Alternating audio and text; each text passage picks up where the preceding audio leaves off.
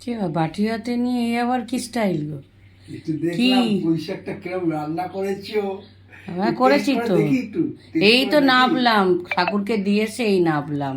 দেখি একটু পুঁইশাকটা কিরম করেছো। খাও, আজ মাছ নামাইনি গো, ডিম করে। আজকে মাছ করনি? ডিমের ঝোল করেছি। না না, কালকে তো জালাপিয়া মাছটা তা কালকে হয়ে যাবে। না কালকে ধোকা করে নিও, কালকে ধোকা করে নিও, বেশি কালকে ধোকা করে। এই নাও পুঁইশাক খাবে?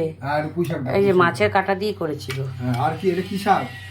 এটা ওই যে গো সজনে শাক না সজনে ও সজনে শাক, সজনে শাক নিয়ে সজনে পাতা নিয়ে এসেছিল দাসু। এই যে নিম পাতাটা ভেজে নিয়েছি। খুব ভালো কাজ করেছে ও।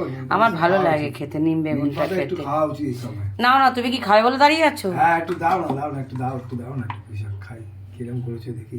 নাও, আলু পড়েছে আবার মনে আর দেখো। না না আলু ফালু পড়েনি, ঠিক আছে ঠিক আছে। আর কিছু করিনি, এই রান্না ঠিক আছে। ও হ্যাঁ পুঁইশাকটা গাছের পুঁইশাক সত্যি মানে আসল পুইবি টুলি। আসল ব্যাপার হচ্ছে কি বলতো, আমাদের তো নিজেদের স্বাদ তৈরি করে দেওয়া হয়, ওই জন্যই ভালো লাগছে। পানাত পচিয়ে পচিয়ে, ওর জন্য আরো টেস্ট হয়। আজকে আবার সার দিল। পুঁইশাক একটু বটি বটি বীজগুলো সবাইকে ছড়িয়ে ছড়িয়ে দিয়েছি। কাকে? খাক।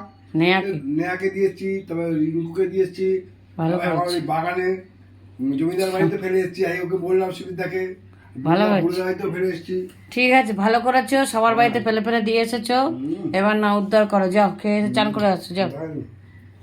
চলো চলো যাও। ঠিক আছে চলো চলো।